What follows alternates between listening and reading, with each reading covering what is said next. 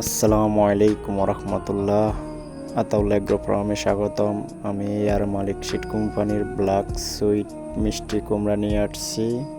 এটা গড় ওজন 2.5 থেকে 2 কেজি। আরেকটা নিয়ে আসছি যমুনা কোম্পানির ব্ল্যাক ডায়মন্ড।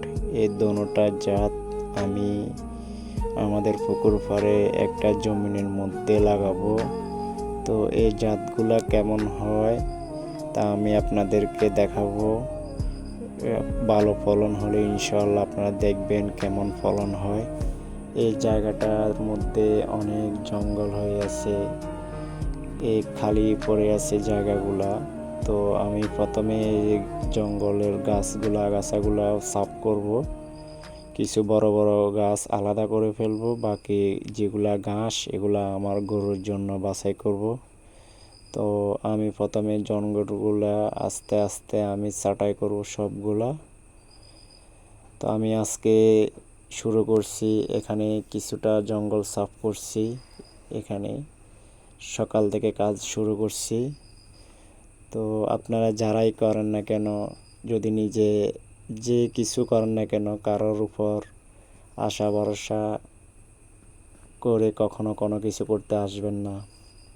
আপনি যতটুকু পারবেন, যতটুকু আপনি নিজে ট্যাগেল দিতে পারবেন ততটুকু চেষ্টা করবেন। কারণ আপনি যদি চিন্তা করেন আপনাকে আপনার পরিবার আত্মীয় স্বজন কাজে হেল্প করবে, এটা ভুল ধারণা। আমি নিজে একা একা শুরু করছি। পাশে একটা আছে আমার ছাত্র, 2টা ছাত্রকে নিয়ে আসছি। ওরা যতটুকু পারে ওরাও করবে, আমিও করতেছি। এই আগাছাগুলো সব কিছু পরিষ্কার করতেছি। এখানে পরিষ্কার করে পুরাটার মধ্যে মিষ্টি কুমড়ার জন্য মাদা তৈরি করে মিষ্টি কুমড়া লাগিয়ে দিব। আপনারা সবাই দেখবেন, পাশে থাকবেন।